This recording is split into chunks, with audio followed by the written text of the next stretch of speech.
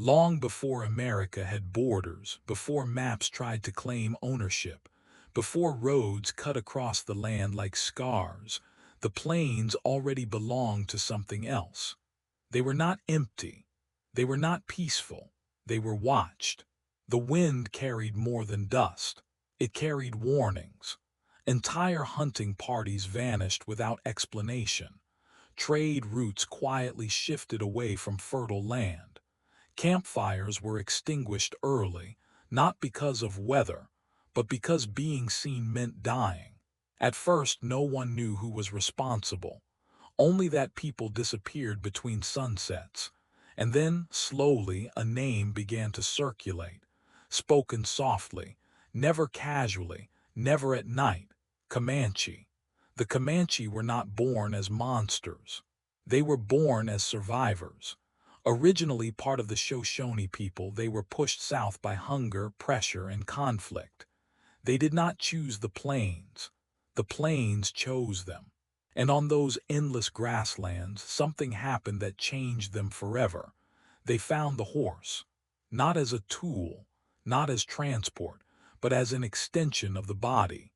Comanche children rode almost as soon as they could stand. Falling meant pain. Pain meant learning. There was no gentleness. By adolescence, a Comanche warrior could mount a horse at full sprint, fire arrows while hanging upside down, switch directions instantly, and disappear into tall grass without leaving tracks. They did not simply ride horses. They became them. If you're still listening, you're witnessing how empires really fall, not with explosions but with silence. Subscribe if you want the full story. We don't skip the uncomfortable parts here. To outsiders, it felt unnatural.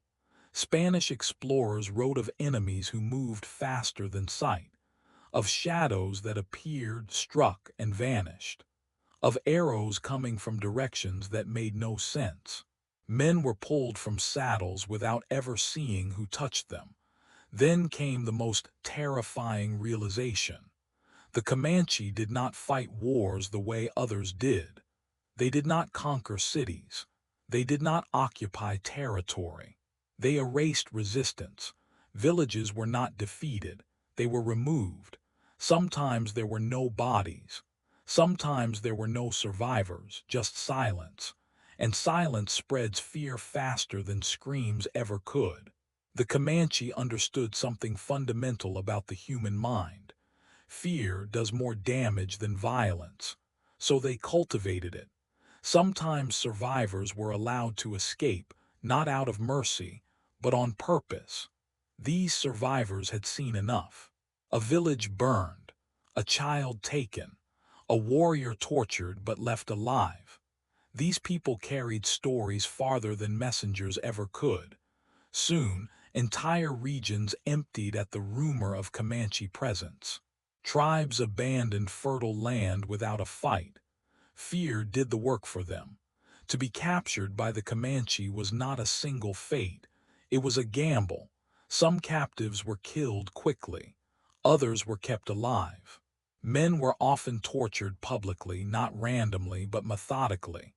Pain was inflicted to test courage. Those who screamed were mocked. Those who endured were respected. Women and children faced a different fate. Some were traded, some enslaved, some adopted, but adoption did not mean kindness. It meant erasure. Your old name was gone. Your old family no longer existed. You lived as someone else.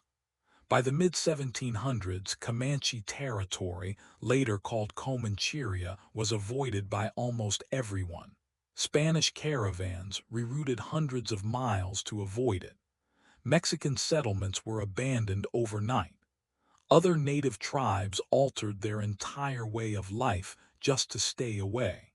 When the United States Army finally committed to entering Comancheria, they believed discipline and firepower would be enough. They were wrong. Soldiers reported enemies who never attacked head-on, never revealed their numbers, never fought unless victory was certain. One officer wrote, "We were not fighting men, we were fighting the land itself." For over a century, the Comanche were untouchable. Then something arrived that could not be fought. Disease, smallpox, measles, cholera, invisible, relentless. At first it looked like bad luck, a child falling ill, an elder dying too quickly. Then entire camps began coughing blood, blisters covered skin, fever burned through bodies. Warriors who had survived countless raids collapsed beside their horses. The Comanche did not understand. How do you fight something you cannot see? How do you strike an enemy that does not bleed? They burned camps. They fled infected areas. They prayed. The sickness followed. For the first time in their history, fear turned inward. Mothers watched children die in silence. Warriors avoided contact.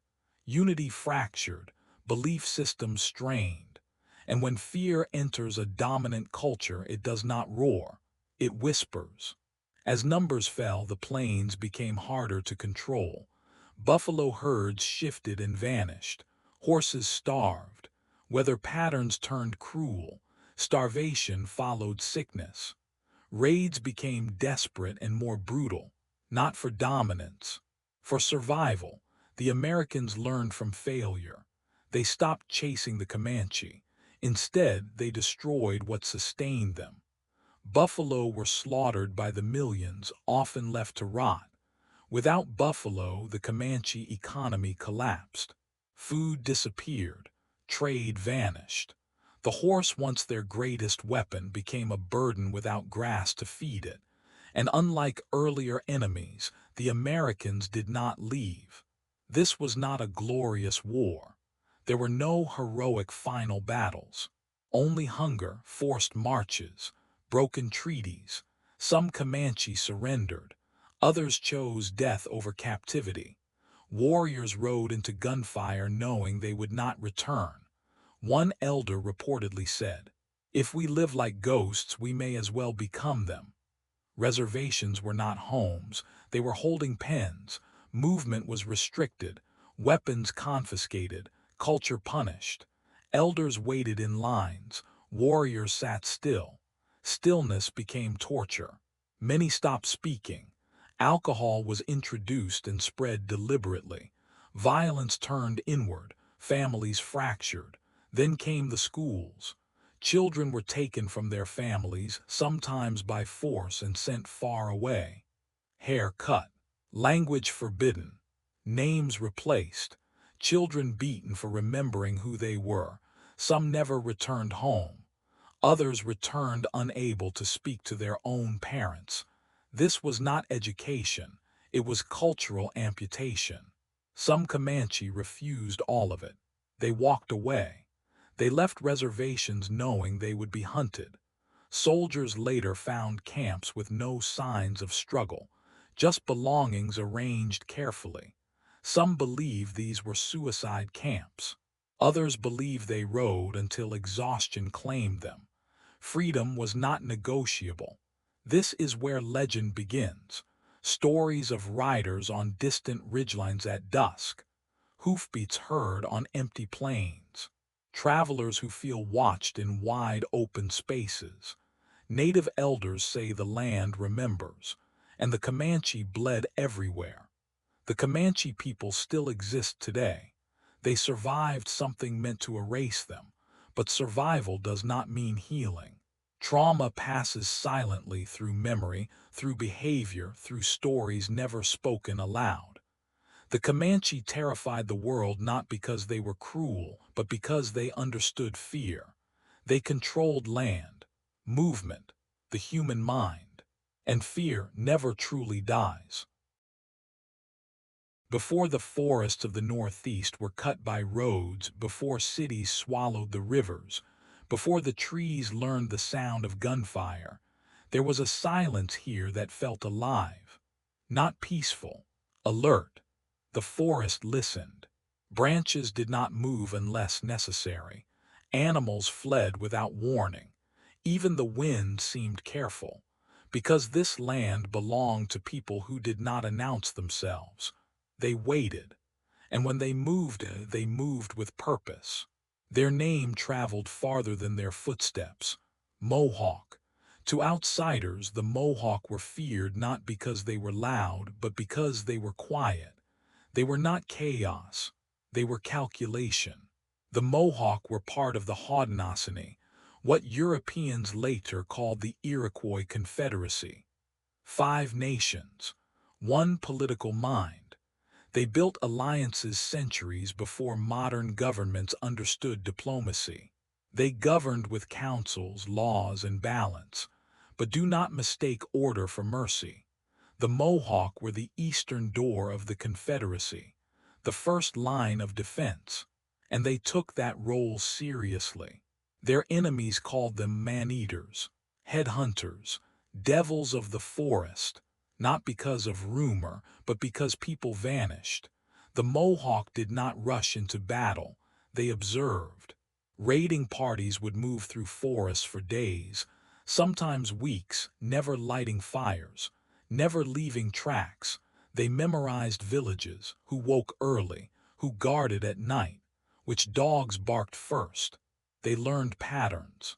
And then just before dawn they struck. There were no warnings, no chance to prepare. Men were killed where they slept.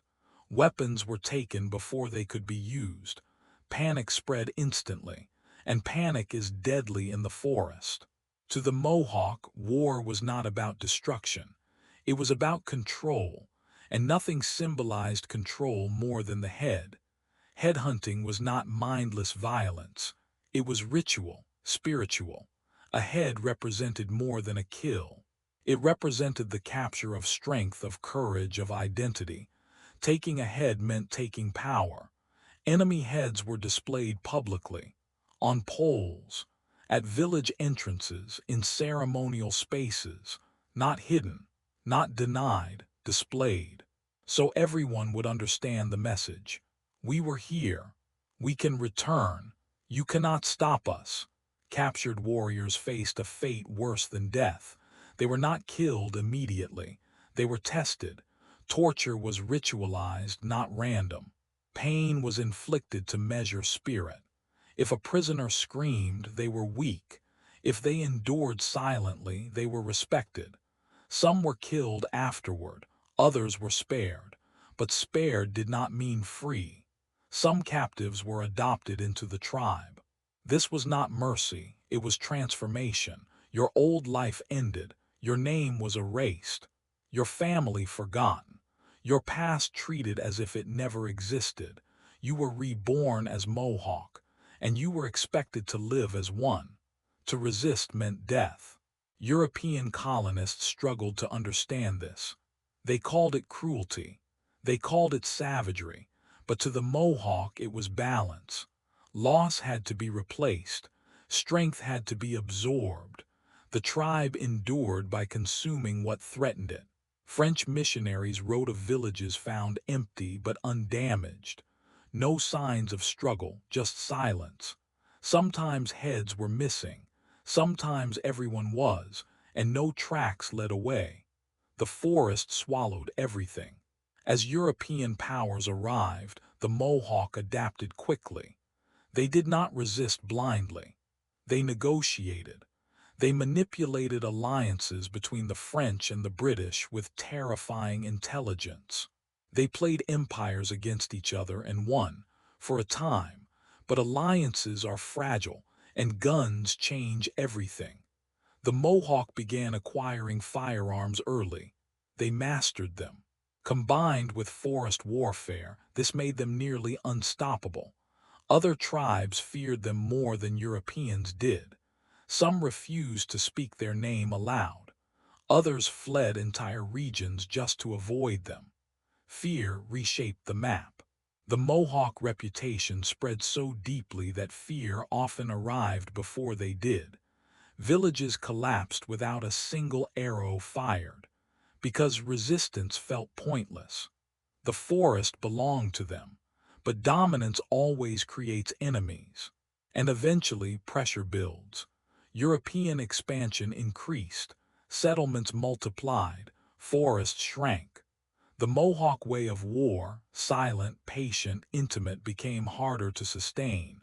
Gunpowder replaced skill, numbers replaced strategy, and treaties replaced trust.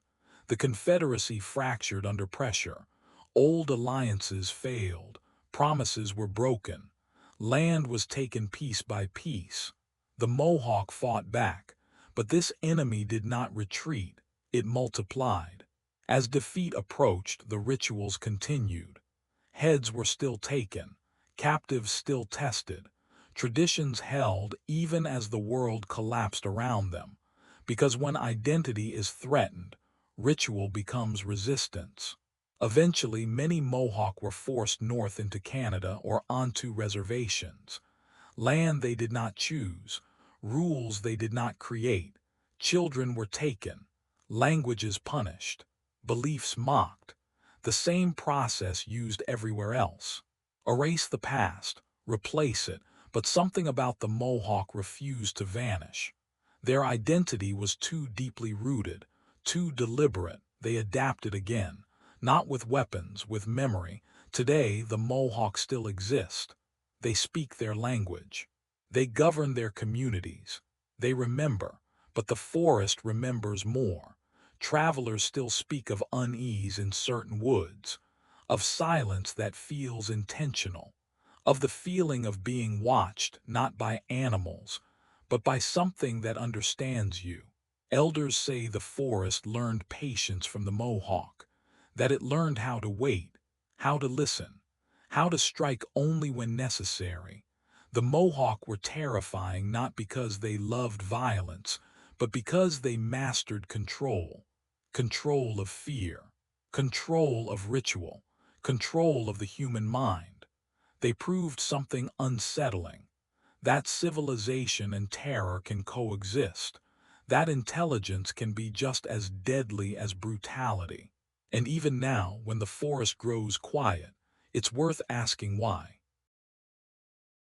Long before the American Southwest became a place of highways and tourists, before guidebooks explained the ruins, before cameras tried to capture what silence feels like, there were cities carved into stone. Not huts, not temporary shelters, cities.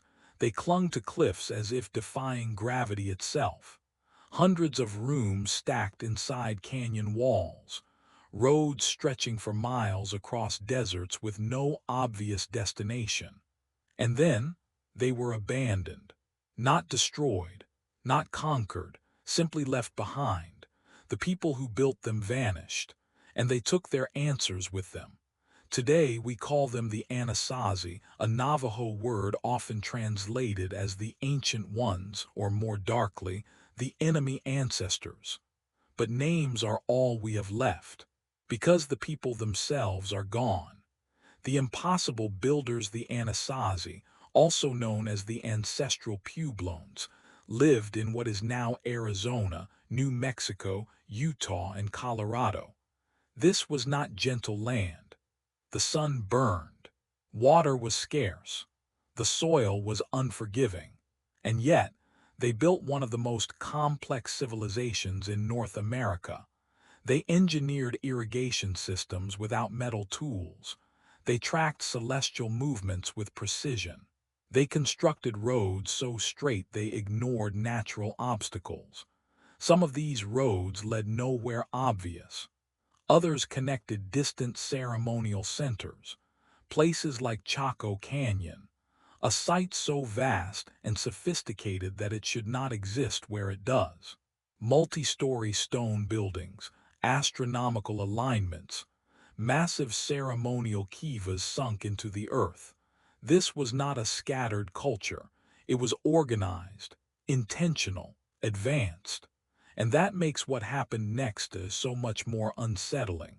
A world that stopped mid-breath sometime between the late 1100s and early 1300s, the Anasazi began to leave. Entire regions emptied, cliff dwellings abandoned, great houses left open, pottery tools, even food stores untouched. No signs of battle, no mass graves, no clear migration trails, just absence. As if everyone stood up at the same moment and walked away. But civilizations do not simply vanish. Something pushed them or pulled them. The land turned against them. One explanation is environmental. Droughts did occur, long punishing ones. Tree ring data shows decades with little rain. Crops failed. Water sources dried. But here's the problem. The Anasazi had survived droughts before. They adapted. They planned. They endured. This drought alone does not explain the total abandonment of such massive, spiritually important centers. Something else was happening. Something deeper. Signs of internal collapse. Archaeologists began noticing changes in the final years of Anasazi occupation. Fortified structures, homes built closer together, evidence of social stress. Violence increased. Skeletons show signs of trauma, broken bones, embedded projectile points. Not warfare with outsiders, but conflict within. Communities turning on each other. Fear creeping inward. And then there are the bones.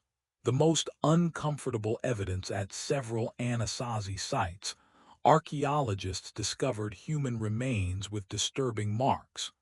Cut marks consistent with defleshing.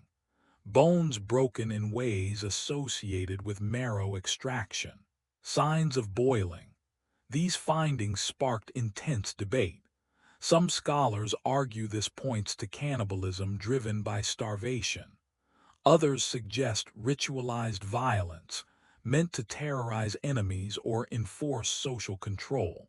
And many urge caution, because interpreting bones without stories is dangerous. What is clear is this: something happened that violated deeply held cultural norms, something desperate, something that left scars even stone could not erase. When belief systems break, civilizations do not collapse only from hunger. They collapse when belief fails. The Anasazi worldview was deeply spiritual, tied to balance, to harmony with the land and the cosmos. Their buildings aligned with solstices. Their ceremonies honored cycles. But what happens when the cycles stop working? When prayers fail? When the sky does not answer? Some scholars believe the Anasazi lost faith in their spiritual leaders. Others believe those leaders demanded harsher rituals, more extreme sacrifices, in an attempt to restore balance. And when that failed, the society fractured. The silent exit. What makes the Anasazi terrifying is not just what may have happened. It's how they left. No written warnings, no farewell messages, just silence. Some descendants, modern Pueblo peoples, say their ancestors chose to leave, that they migrated south and east, carrying traditions quietly into new communities, that the old places were abandoned deliberately because they had become spiritually dangerous, not cursed, but wrong. The ruins that watch back even today. Many native guides refuse to camp near certain Anasazi sites. Not out of superstition, out of respect. They say the air feels heavy. That sound behaves strangely. That nights feel watched. Visitors often report the same thing. Anxiety without cause, the urge to leave before sunset, the sense of being observed by something that does not move. These are not ghost stories. They are reactions. Skinwalker whispers among the Navajo. There are stories of forbidden practices, of people who broke spiritual laws to gain power. These stories are not told lightly, and they are never told in detail. Some believe the Anasazi encountered, or became, something they could not undo, that they crossed a line their beliefs warned against. And when that line was crossed, leaving was the only option. A civilization that chose to disappear. This idea is perhaps the most unsettling, that the Anasazi did not fall. They withdrew. That they understood something had gone wrong so deeply that the only survival left was cultural rebirth elsewhere. No monuments to collapse, No final battles, just departure. Imagine knowing your world is no longer safe to inhabit, not physically, spiritually, and choosing to abandon everything you built. Why the Anasazi still haunt you? As the Anasazi terrify us because they leave no villain, no clear ending, no lesson wrapped neatly in history. They represent something modern people struggle with.